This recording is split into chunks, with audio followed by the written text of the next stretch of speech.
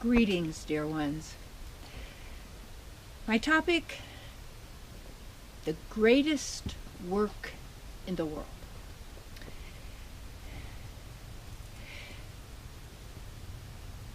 How I got that was when I used to go visit at churches and spiritual centers and speak. And there was one beautiful soul, and many beautiful souls, but he was in particular. And we did our little meditation before we went out to do the talk, and always asking for the highest good of all, however that would be for each person who attended, and it would also spread throughout the world for people to realize and be who they truly are, divine beings. So anyway, he would then say, we're out to do the greatest work in the world. And the greatest work in this world, would be any world, would be the work you do on yourself. That work that you do, the activity, the time you use, the books you read or study, the classes you take, the people you associate with, what you do for your life's work, what you eat, what you drink, where you live.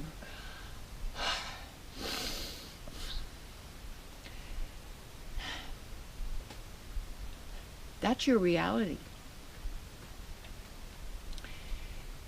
And the greatest work in the world is to know who we are spiritually and to be that. And to also know the distinction between ourselves and the physical body. We have a spiritual body, which has been dormant because we've chosen to listen to the second voice, the voice of fear, the voice of anger, the voice of grudges, the voice of lack and limitation, the voice of death. You see. And we're choosing to listen to that voice because we've been taught to believe that that voice knows more about us than we know about ourselves. And that if we really want to be happy, see what happened, you know what? When I had my television ministry in the 80s, late 70s and 80s, and I had attained everything I desired and wanted in this world, materially and what I thought spiritually, and everything that I had read or learned or watched in movies, that when you got there, you had it all. And then I was there and I go, something's missing here. This is not fun. It's got a lot of stuff going on, but when was I really in my bliss? And I started in nature. In simplicity with my babies, my children. Teaching classes, giving. Yeah. Giving is a pleasure.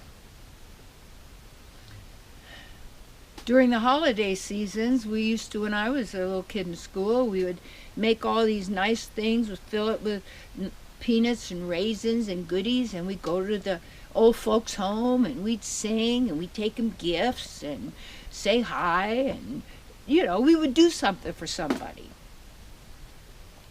And the greatest work in the world isn't a job that you're doing on some assembly line. Isn't a job you're doing because you think, well, I got to survive. You wouldn't believe how many people, I got to do this because I got to survive.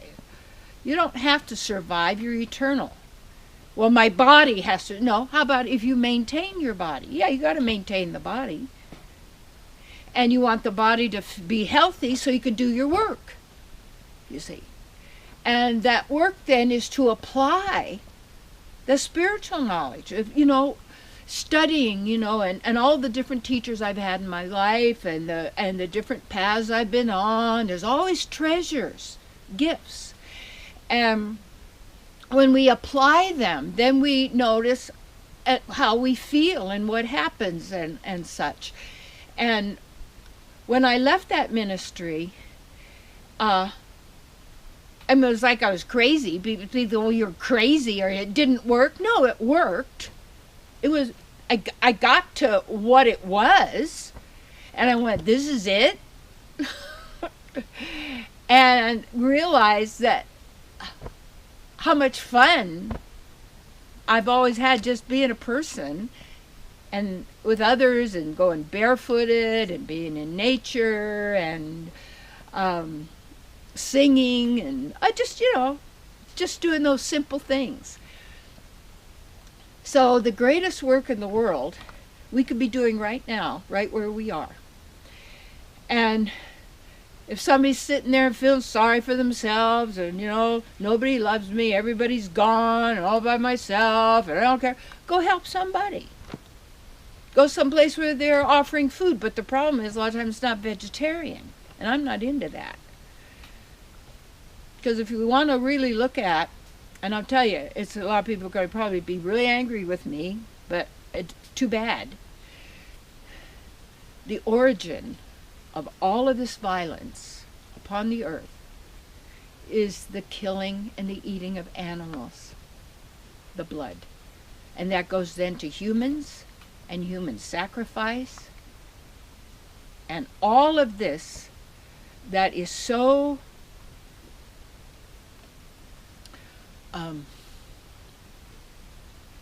disgusting. But people say, yeah, but you don't understand. I have to eat these, they have souls. The greatest work in the world is to be a divine being that you and I are. Those who aren't don't understand what I'm talking about. Don't worry about them. If we give up all killing, killing's everywhere. What people are wearing on their bodies. It's in the food, it's in here, it's there. We think, oh, that's just normal. That's just natural. That's just the party.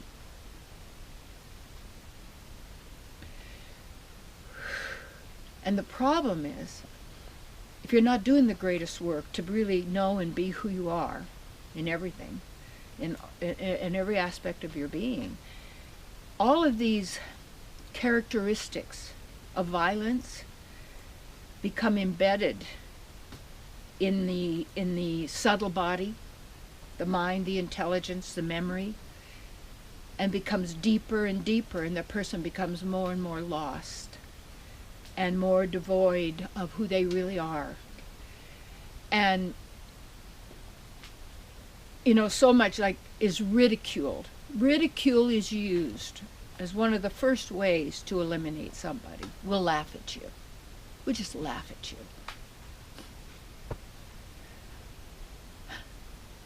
Remember one time there was this man that was doing some caretaking at the retreat center up in Washington, and he had a really big nose. And nicest person that I thought, well, I'll do him a favor. And I said, how do I tell him? He said, if you got a nose job, you could be, you have maybe a lot of girlfriends or whatever. I didn't know what he liked. And he said, oh, I have a lot of girlfriends. That's fine. I have a lot of friends. And he said, some people laugh at my nose, but you know what? I'm so happy that I could bring them some joy. And I went, oh. And I went, wow. Wow. And he meant that. He's a really, really special person. And the greatest work in the world is to bring forth and be who you are. And that may not please anybody else around you. And they may want to use every kind of pressure to get you to go along with something that is going to destroy you in every aspect, making your life worse off. Because those kind of people who are not living from their heart are miserable. They have some fun when they're out in the public, they're all dressed up, and they got a deal going on, but they live in misery. And that misery loves company.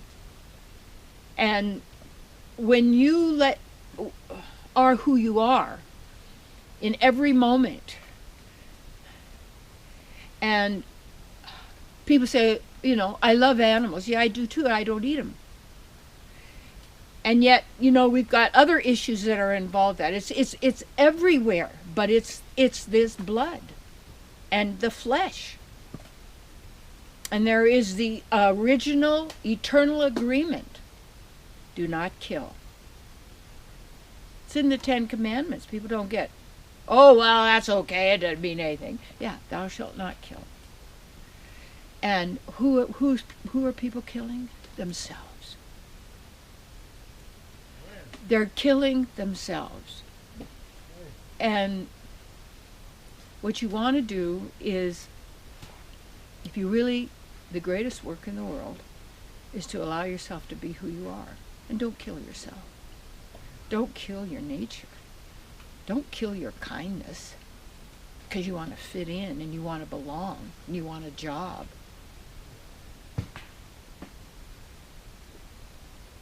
This is the work. This is the greatest work in the world. And all you've got is now. We're here as caretakers of the wealth, originally in the original state of being.